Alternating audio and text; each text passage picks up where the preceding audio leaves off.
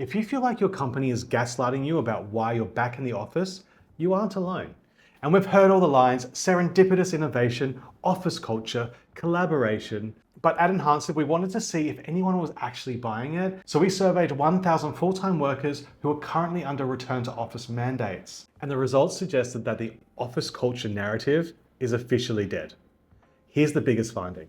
72% of employees believe that the RTO mandates were attrition by design.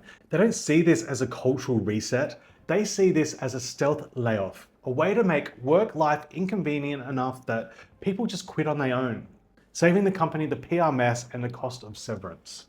Now, whether or not this is actually the intent is almost secondary, because 7 out of 10 of employees believe it. And that belief, that is the productivity killer. To enforce these rules, companies are turning to badge tracking. Swipe in, swipe out, prove to me you're here. Our data shows a massive paradox. We call it the surveillance paradox. The more strictly that a company is tracking their workers, the lower the trust goes.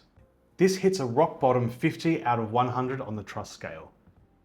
Meanwhile, the people who coffee badge, they're the ones who swipe in early for a coffee and then they leave early. They actually report the highest trust levels. 77 out of 100. Why is that?